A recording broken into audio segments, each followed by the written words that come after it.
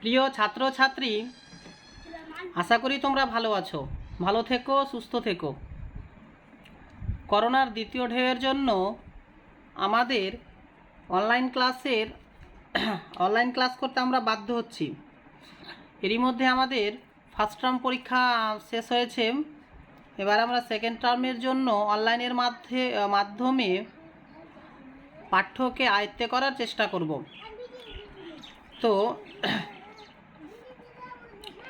আমি তোমাদের কবিতা পোর্শনটা অর্থাৎ টেক্সট বুক পড়াবো, কবিতা আর গল্পগুলো আমি তোমাদের পড়াবো। তো আজকে আমরা এখানে কবিতা পোর্শনের প্রথম কবিতাটি ধরছি। কবিতার নাম হচ্ছে, দেখো, আকাশে 7টি তারা। কবিতার নাম কি পেলাম? কবিতার নাম পেলাম আকাশে 7টি তারা। কবি হচ্ছে জীবনানন্দ দাশ। কবি হলেন জীবনানন্দ দাশ।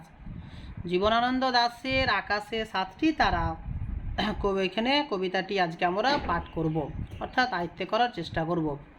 প্রিয় ছাত্রছাত্রী, তোমাদের বলে রাখি, অনলাইনের মাধ্যমে তোমাদের পড়াচ্ছি, খুব মনোযোগ সহকারে সেটা বোঝার চেষ্টা করো, বুঝো।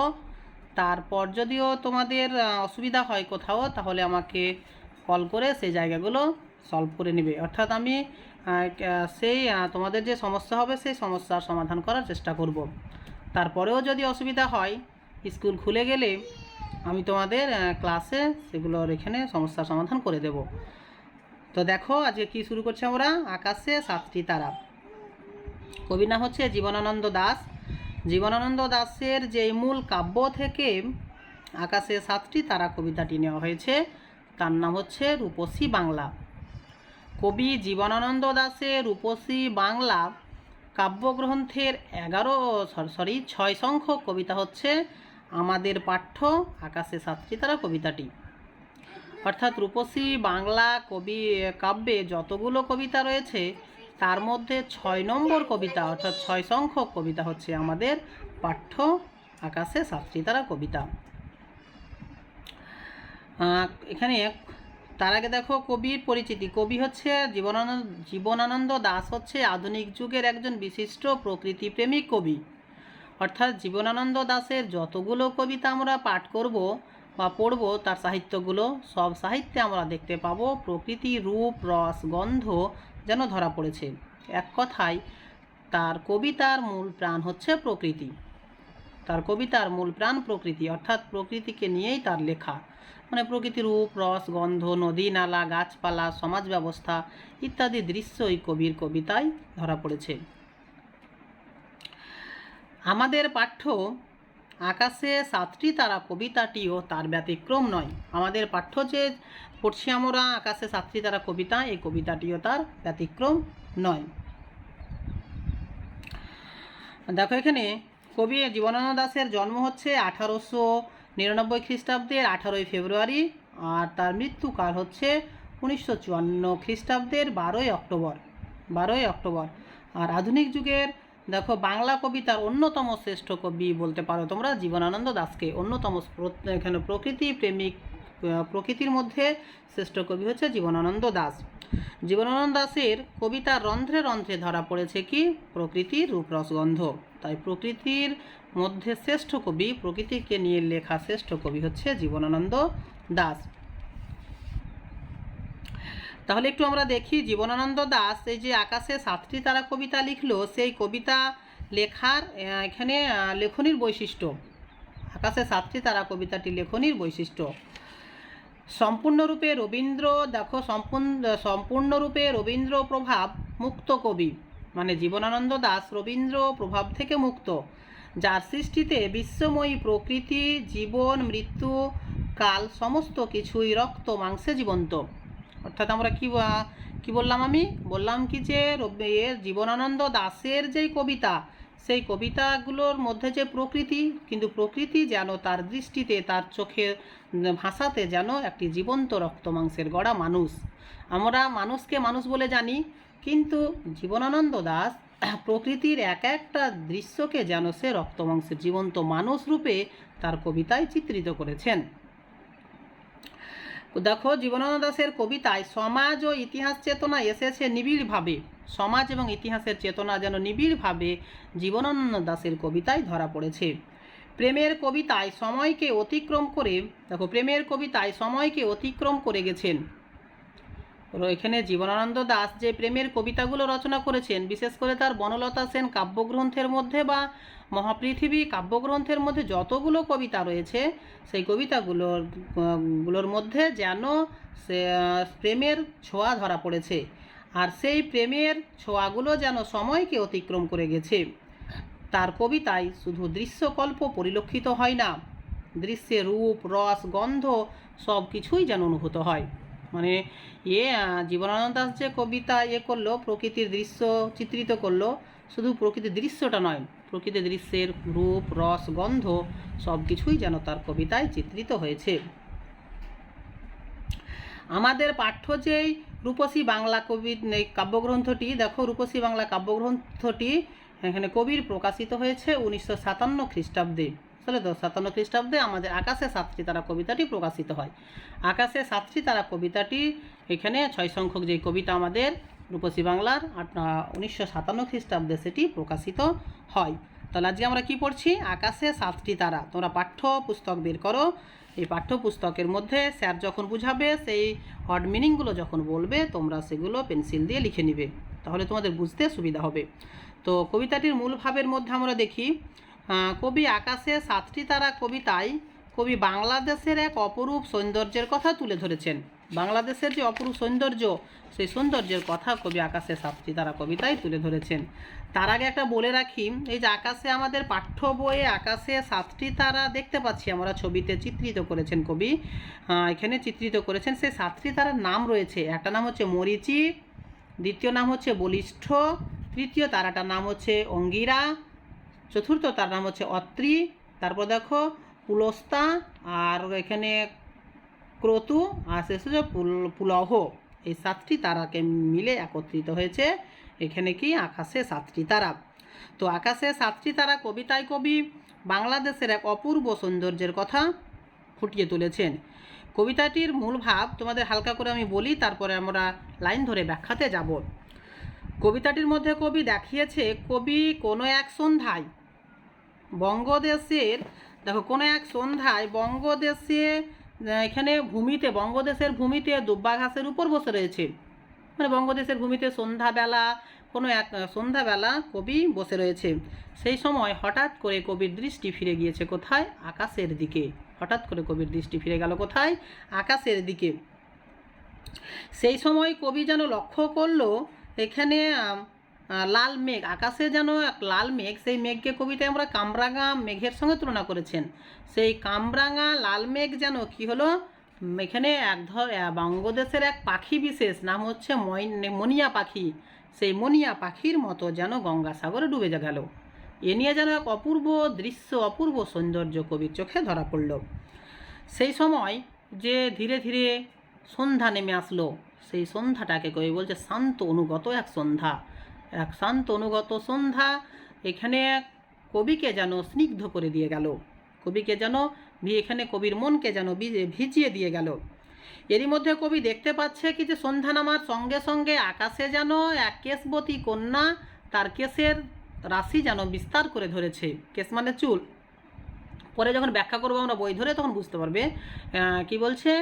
এক কেশবতী কন্যা যেন তার কেশকে আকাশে বিস্তার করে ধরেছে, আর সেই কেশবতী কন্যার সেই কেশ যেন কবির কি হচ্ছে, কবির চোখের উপরে, মুখের উপরে যেন আন্দোলিত হচ্ছে। এ নিয়ে যেন এক অপূর্ব পরশ পাচ্ছেন কবি। সে মেয়েটিকে লক্ষ্য করে কবি ভাবছে কি যে আজকে যে বঙ্গদেশে সেই কেশবতী কন্যাকে আমি দেখলাম, এই কন্যা পৃথিবীর অন্য কোনো দেশে বোধহয় নেই। মানে এই কেশবতী কন্যা একমাত্র বাংলাদেশেই রয়েছে, অন্য কোনো দেশে বোধহয় এই কেশবতী কন্যা নেই।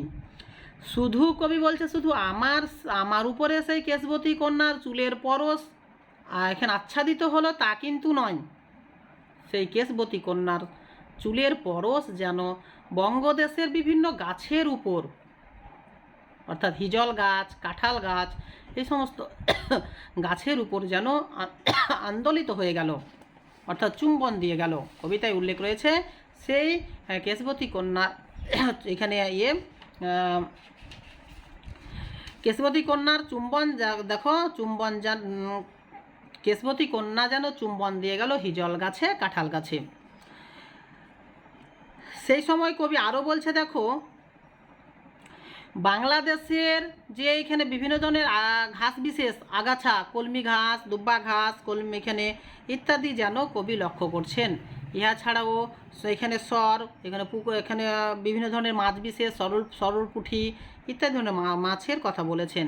ইহা ছাড়াও এখানে বঙ্গদেশে নারীরা যে ভাত রান্না করতে গিয়ে যে চালগুলো যে ধুয়ে নেই, সেই চাল ভেজা মেয়েটির হাতেরও যেন এক স্নিগ্ধ পরশ কবি খুঁজে পেয়েছেন। এছাড়াও কিশোরেরা যখন মাঠে পরিভ্রমণ করে, মাঠের উপর দিয়ে যখন বিচরণ করে, তাদের পায়ের নিচে দাবা পড়ে কি মুথা ঘাস। সেই মুথা ঘাস যেন কবির দৃষ্টিতে যেন এক জীবন্ত রক্ত মাংসের গড়া মানুষ। কিশোরের পায়ে যখন মুথা ঘাসগুলো চাপা পড়ে যায়, তার যে ক্লান্ত ব্যথিত এখানে দুঃখ কষ্ট কবি যেন সেই ঘাসের মধ্য দিয়ে ফুটিয়ে তুলেছে। এছাড়াও বটগাছের নিচে যে বট ফলগুলো যে ঝরে পড়ে, সেই ব্যথিত হয়ে যাওয়ার পর যে ক্লান্ত নীরবতা তাদের এই সমস্ত দৃশ্য কবি যেন তুলে ধরেছেন। কবি বলতে চাইছে, কবিতার শেষে কবি বলবে কি যে এই সময় যা প্রথম থেকে শেষ অবধি আকাশে সাতটি তারা উঠেছে, তার ওঠার সঙ্গে সঙ্গে কবির দৃষ্টিতে বঙ্গদেশের যে সমস্ত দৃশ্য কবির চোখে আসলো, কবি এখানে সমগ্র কবিতার মধ্যে আলোচনা করলো। আর শেষে নিয়ে বলল, এরই মধ্যে বাংলার প্রাণ, অর্থাৎ সুখ দুঃখ হাসি কান্না প্রকৃতির আবেশ ইত্যাদি নিয়ে বাংলার প্রাণ, এই নিয়ে বাংলা বেঁচে রয়েছে, এরই মধ্যে বাংলার প্রাণ। কবি কখন বুঝতে পারে? সন্ধ্যাবেলা সূর্য অস্ত যাবার সঙ্গে সঙ্গে আকাশে যখন সাতটি তারা জেগে ওঠে, কবি তখন এই সমস্ত বিষয়ের টের পান বা বুঝতে পারেন। এ ছিল আমাদের কবিতার মূল ভাব, কবিতার মূল বিষয়। এবার তোমরা পাঠ্যপুস্তকটা বের করো। পাঠ্যপুস্তক স্যার পড়াচ্ছে, সেই স্যারের পড়ার সঙ্গে সেটাও লাইন করে বুঝে নেবে, খুঁটিয়ে খুঁটিয়ে পড়বে, মনোযোগ সহকারে পড়বে, তাহলে তোমাদের ক্লিয়ার হয়ে যাবে। তোমাদের একটা কথা বারবার বলে রাখি, তোমরা কোনো সহায়িকা বই ফলো করবে না, টেক্সটটা ভালো করে বুঝবে, বুঝার উপরে তোমরা অ্যান্সার লেখার চেষ্টা করবে। বুঝার উপরে অ্যান্সার লিখতে পারলে বা বুঝে নিতে পারলে তোমাদের অ্যান্সারগুলো প্রাণবন্ত হবে বা নিজের বলে মনে হবে। কোনো সহায়িকা থেকে যদি অ্যান্সার লেখো, তাহলে সেই অ্যান্সার তোমার এখানে কোয়ালিটি ঠিক হবে না, সেটা মুখস্থ বিদ্যা হয়ে যাবে। আর সাহিত্য কখনো মুখস্থ করে লিখতে হয় না, সেটা বারবার মনে রেখো। স্যার বুঝাচ্ছে, বুঝার উপরে তোমার অ্যান্সারগুলো তৈরি করার চেষ্টা করবে। দেখো কি বলছে, আকাশে সাতটি তারা। কবির নাম হচ্ছে জীবনানন্দ দাশ, মূল কাব্যের নাম হচ্ছে রূপসী বাংলা। রূপসী বাংলা যদি বলে আকাশে সাতটি তারা কবিতাটি কবির কোন মূল বই থেকে নেওয়া হয়েছে, কোন মূল কাব্য থেকে নেওয়া হয়েছে, তখন তোমরা কি লিখছো?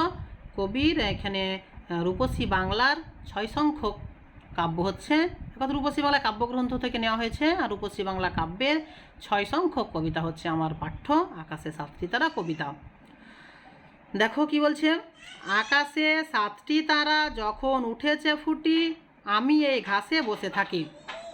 কবি বলছে আকাশে যখন সাতটি তারা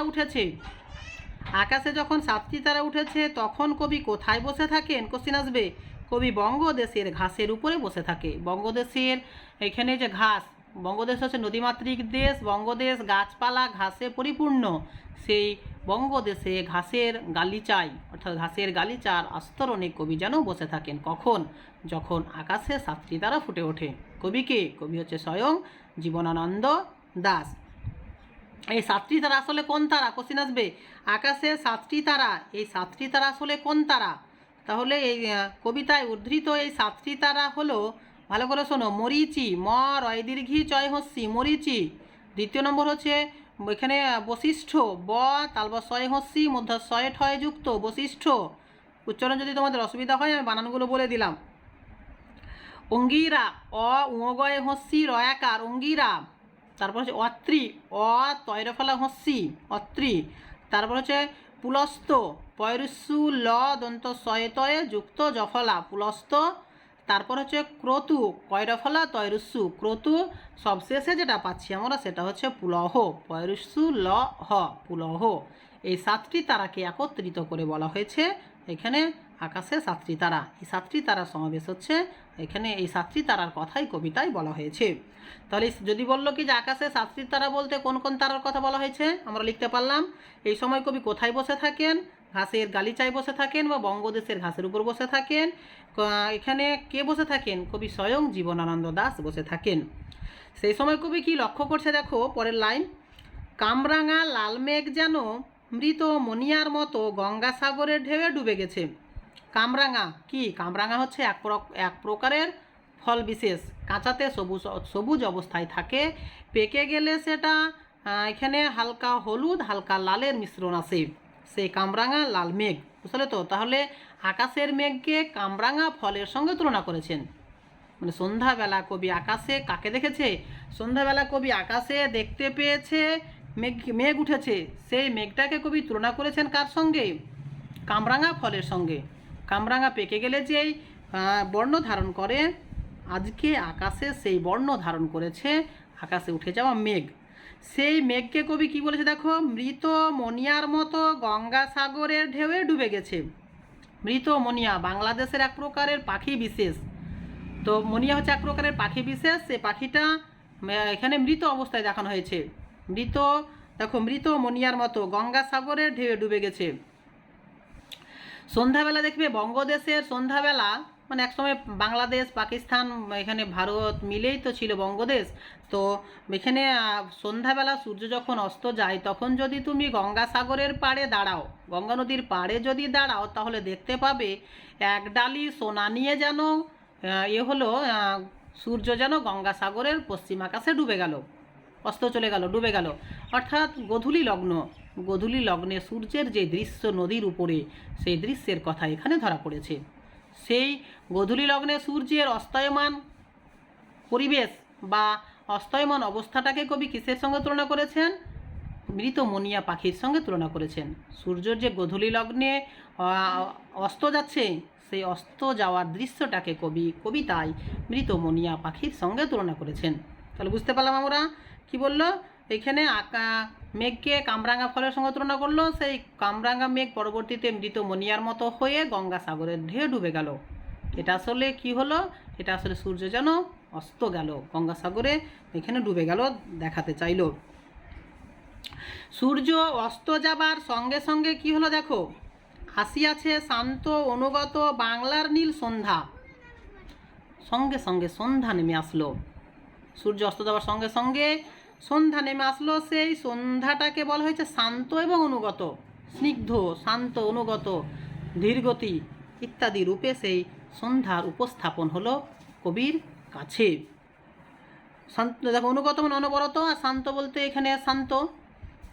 দেখো ধীরগতি বাংলার সেই নীল সন্ধ্যা, কোশ্চিন আছে বাংলার নীল সন্ধ্যাকে কবি কবিতায় কোন বিশেষণে বিশেষিত করেছে? তাহলে অ্যান্সার কী হলো? শান্ত অনুগত বিশেষণে বিশেষিত করেছে। বা কবিতায় উল্লেখিত সন্ধ্যার স্বরূপ কী? তাহলে কবিতায় উল্লেখিত সন্ধ্যার স্বরূপ হচ্ছে শান্ত অনুগত। সেই সময় কবি আরও খুঁজে পেলেন, কি খুঁজে পেলেন? কেশবতী কন্যা যেন এসেছে আকাশে। সেই সময় কেশবতী কন্যা, কেশ কাকে বলা হয়? চুল বিশেষ। তাহলে দেখো কেশবতী কন্যা, তাহলে এক লম্বা লম্বা চুলওয়ালা এক কন্যা, বঙ্গদেশের এক কন্যা, লম্বা লম্বা চুলওয়ালা বঙ্গদেশের এক কন্যা যেন এসেছে আকাশে। মানে কবি এক কেশবতী কন্যাকে যেন আকাশে দেখতে পেয়েছে, এবং তার কেশের সমারোহ যেন কবি এখানে কবির যেন দৃষ্টিগোচর হয়েছে। কেশবতী কন্যা কি করছে দেখো, আমার চোখের পরে আমার মুখের পরে চুল তার ভাসে। কেশবতী কন্যার চুল কবির উপরে যেন স্নিগ্ধতার পরশ দিয়ে যাচ্ছে, কবির চোখের উপরে কবির মুখের উপরে সেই চুল যেন আন্দোলিত হচ্ছে। কেশবতী কন্যা, এখানে কেশবতী কন্যাকে কবি তার প্রেমিকা হিসেবে চিহ্নিত করেছেন, মনের মানুষ, প্রেমিকা হিসেবে চিহ্নিত করেছেন। তাহলে কেশবতী কন্যার সেই চুল কবির চোখের উপরে মুখের উপরে যেন আন্দোলিত হচ্ছে। এ নিয়ে যেন এক অপূর্ব সৌন্দর্য ফুটে উঠেছে, এক অপূর্ব ভালোবাসা ফুটে উঠেছে। পৃথিবীর কোনো পথে এ কন্যারে দেখিনি কো। আজকে যে কেশবতী কন্যার সৌন্দর্য, রূপ সৌন্দর্য, এই সৌন্দর্য যেন কবি পৃথিবীর কোনো দেশে কোনো যুগে যেন কোনো কন্যার দেখেনি। কবির দৃষ্টিতে এই কন্যা যেন জগৎ সুন্দরী, সকলের থেকে সুন্দরী, বুঝতে পারলে তো? সেই বলছে কি যে এই কেশবতী কন্যার মতো সৌন্দর্য পৃথিবীর আর কোথাও দেখিনি। দেখি নাই অত অজস্র চুলের চুমা, হিজলে কাঠালে জামে ঝরে অবিরত।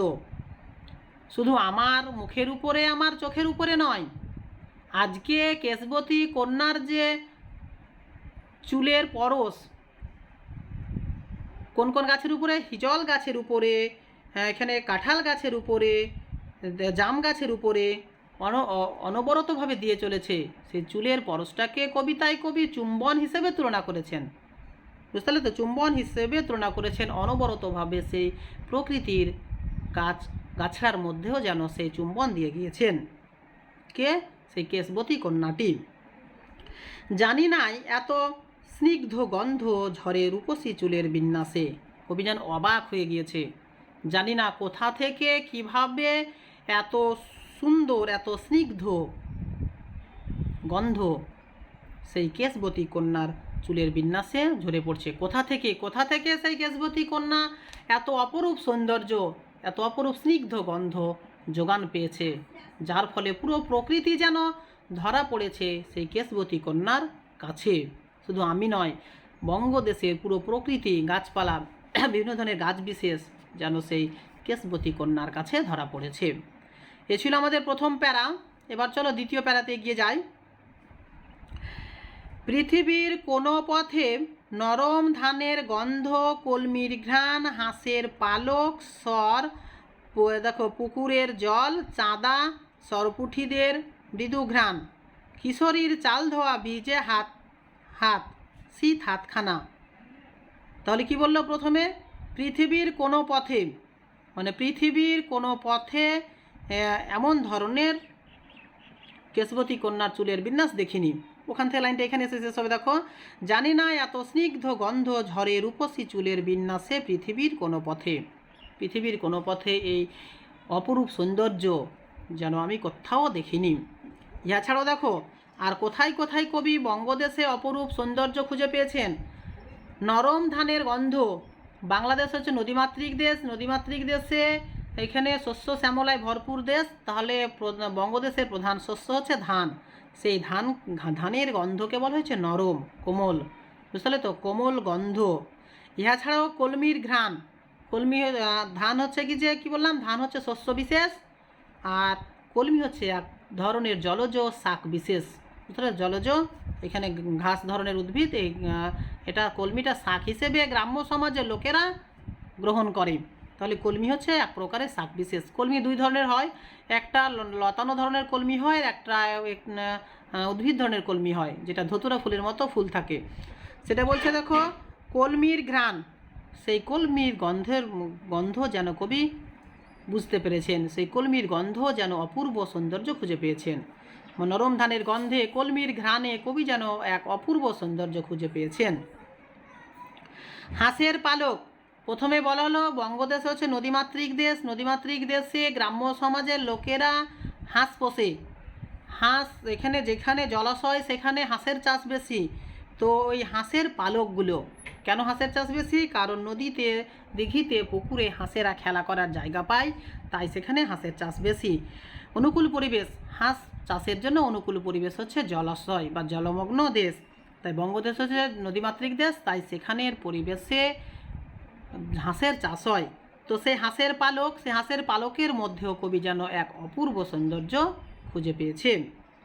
স্বর, এক প্রকারের জলজ উদ্ভিদ। স্বর শব্দের অর্থ এক প্রকারের জলজ উদ্ভিদ।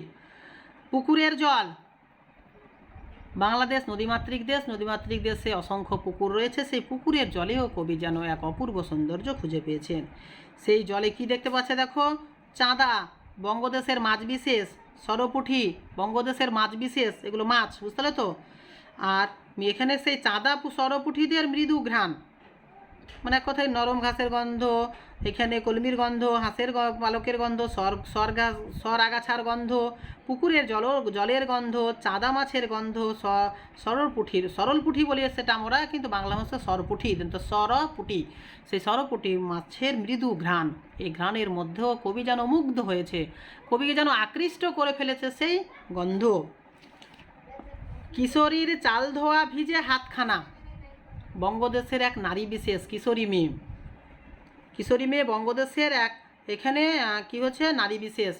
বাল্যকাল আর যৌবনকালের মধ্যবর্তী সময় হচ্ছে কৈশোরকাল, সেই কৈশোরকালের ছেলেদের বলা হয় কিশোর আর মেয়েদের বলা হয় কিশোরী, বুঝতে পারলে তো। এই বয়সে ছেলে মেয়েদের মনে এখানে শক্তি থাকতে, উদ্যম শক্তি থাকে, ওরা অসম্ভবকে সম্ভব করে তুলতে পারে। এই বয়সী ছেলে মেয়েরা ওরা পাথর ভেঙে ফেলতে পারে, অর্থাৎ এই বয়সী ছেলেকে বিপথে নিয়ে যায় আবার স্বপথে নিয়ে যায়। এই জায়গাটায় যদি ছেলেমেয়েরা নির্দিষ্ট লক্ষ্যে স্থির থাকতে পারে তাহলে জীবনের লক্ষ্য তাদের ঠিক হবে, সেটাই এখানে বলছে কৈশোরকাল। তাহলে কিশোরী সেই কৈশোরকালের বালিকা অর্থাৎ কিশোরী, সেই কিশোরীর ভেজা হাতখানা ভেজা কেন? চাল ধোয়ার জন্য। চাল ধুয়ে যে ভাত রান্না করে সেই তার ভেজা হাতখানা এক অপূর্ব স্নিগ্ধ গন্ধ কবিকে যেন মুগ্ধ করেছে। দেখো শীত হাতখানা কিসের প্রতি ইঙ্গিত করা হয়েছে? কিশোরী মেয়ের চাল ধোয়া ভিজে হাতখানার প্রতি ইঙ্গিত করা হয়েছে। কিশোরী মেয়ের চাল ধোয়া ভিজে হাতখানার প্রতি ইঙ্গিত করা হয়েছে। হাতখানা শীত কেন? কারণ সেই হাতে সে চাল ধুয়েছে। ইহা ছাড়াও দেখো কিশোরের পায়ে দলা মুথা ঘাস। কিশোর তাহলে কৈশোরকাল বললাম আমরা, কৈশোরকালের মেয়েদের বলা হয় কিশোরী আর ছেলেদের বলা হয় কিশোর। তো কিশোর যখন মাঠ দিয়ে ঘাট দিয়ে পরিভ্রমণ করছে, সেই তার পায়ের নিচে যে বঙ্গদেশের এক প্রকারের ঘাস, সেটা মুথা ঘাস, খুব দ্রুত বাড়ে মুথা ঘাস, সেই মুথা ঘাস খুব নরম হয়, পা পড়লে ভেঙে যায়। সেই মুথা ঘাস দেখো যে কিশোরের পায়ে দলিত হয়েছে, সেটা বলছে দেখো কিশোরের পায়ে দলা মুথা ঘাস। দলা বলতে দলা পাকিয়ে যাওয়া, পায়ের নিচে চাপা পড়ে গেলে যে ভেঙে গেল সেটাকে দলা বলা হয়েছে। দলা মুথা ঘাস যেন জীবন্ত হয়ে কবির জীবনে ধরা পড়েছে। মুথা ঘাস যে দলিত হয়ে গেল, সেই মুথা ঘাস যেন কষ্ট পেল, সে যেন মানুষের ব্যথা হলে যে কষ্ট পায় সেরকমই যেন আজকে এখানে মানুষ রূপে কল্পনা করলো সেই মুথা ঘাসকে। মুথা ঘাস যেন ব্যথিত হলো, এখানে কি হলো? দুঃখিত হলো, এখানে কষ্ট পেল, ব্যথা পেল সে। ইহা ছাড়াও দেখো লাল লাল বটের ফলের ব্যথিত গন্ধের ক্লান্ত নীরবতা। বঙ্গদেশের একটা বৃক্ষ বিশেষ নাম হচ্ছে বট গাছ, অশ্বত্থ বট গাছ। দেখবে কি যে গ্রীষ্মকালে শীতলতা বিরাজ করে এই ধরনের গাছ। অশ্বত্থ গাছ, বট গাছের নিচে গ্রীষ্মকালে শীতলতা বিরাজ করে, খুব ঠান্ডা বোধ হয়। সেই বট গাছের নিচে যে বট ফলগুলো, বুঝতে পারলে তো, সেই বট ফলের দেখো ব্যথিত গন্ধের ক্লান্ত নীরবতা, সেই বট ফলের গন্ধ যেন কবিকে মুগ্ধ করে তুলেছে। কবি যেন ভুলে থাকতে পারছে না সেই বট ফলের গন্ধ, বুঝতে পারলে তো।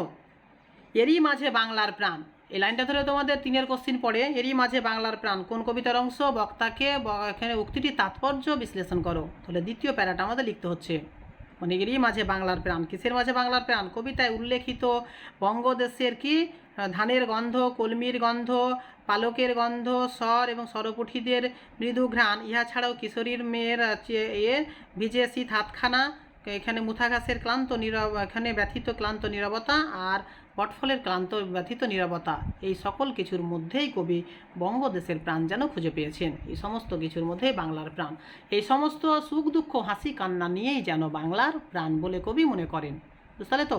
এই সমস্ত অর্থাৎ বঙ্গদেশ হচ্ছে এখানে সুখ দুঃখ হাসি কান্নার দেশ, এই সমস্ত দেশ নিয়েই যেন কবি বলেছেন বাংলার প্রাণ। বাংলার প্রাণ যেন এরই মধ্যে নিমজ্জিত হয়ে রয়েছে। কবি কিন্তু আগে বাংলার প্রাণ কোথায় রয়েছে সেটা কিন্তু বুঝতে পারেননি। কখন বুঝতে পেরেছেন? আকাশে 7টি তারা যখন উঠেছে, কবি যখন আকাশে 7টি তারার উপস্থাপন দেখেছেন, কখন? এই সন্ধ্যাবেলা ঘাসের উপরে বসে যখন আকাশে 7টি তারার কবি উপস্থাপন দেখেছে, তখন কবি বুঝতে পেরেছেন। কি বুঝতে পেরেছেন? কি যে বাংলার প্রাণ কিসের মধ্যে রয়েছে, বাংলার প্রাণ, বাংলা বেঁচে রয়েছে কি নিয়ে, কবি তখনই বুঝতে পেরেছেন। যে সুখ দুঃখ হাসি কান্না ইত্যাদি নিয়েই বাংলার প্রাণ কবি বুঝতে পারলো এরই মধ্যে বাংলার প্রাণ। কবি একটার মধ্যে বাংলার প্রাণ খুঁজছিল, কিন্তু কবি বলল না, প্রকৃতি, রূপ, রস, গন্ধ, হাসি, কান্না সব কিছু নিয়েই রয়েছে বাংলার প্রাণ। কবি যেন স্পষ্ট সেটা বুঝতে পারলো বা টের পেলো। টের পাওয়া মানে বুঝতে পারলো। এ ছিল আমাদের আজকের কবিতা। এই আকাশে সাতটি তারা আমরা পড়লাম। তোমরা এখানে ভালো করে পড়ো, বুঝো, বোঝার চেষ্টা করো। তারপরে এখানে কোনো জায়গায় অসুবিধা হলে আমার কাছে জানো। আমি এখান থেকে তোমাদের হোম ট্যাক্স দেবো, 3-এর কোশ্চিনগুলো, 1-এর কোশ্চিনগুলো, 5-এর কোশ্চিনগুলো। সেগুলো তোমরা একটা নিজস্ব খাতা কিনবে, বাংলা খাতাকে, এখানে সাদা খাতা কিনবে, সেটা বাংলার জন্য করবে, টেক্সটের জন্য। আমি যেই কোশ্চিনগুলো দেবো সেগুলো তোমরা হোম ট্যাক্স করে রাখবে, পরবর্তীতে আমাকে দেখাবে। স্কুল খুলে গেলে আমি খাতাগুলো চেক করে দেবো। আর নইলে যেটা পারবে না, বুঝতে পারবে না, আমার কাছে জানবে কীভাবে লিখবে, সেটা আমার কাছে এখানে ফোন করে, ব্যক্তিগতভাবে ফোন করে সেটা জেনে নেবে, দিয়ে তোমরা নোটগুলো করে রাখবে। এই ছিল আমাদের আজকের ক্লাস। ঠিক আছে, আজকে তাহলে এখান থেকে আমি ক্লাসটা শেষ করছি। এরপরে আবার দেখা যাবে। এর উপরে যতগুলো কোশ্চিন, ভালো কোশ্চিন আমি কিন্তু তোমাদের দিয়ে দেবো এখানে গ্রুপে। তোমরা এগুলো সলভ করে রাখবে, সলভ করে নোট করে খাতাতে রাখবে। ঠিক আছে, আজকে শেষ করছি এখান থেকে। Good bye.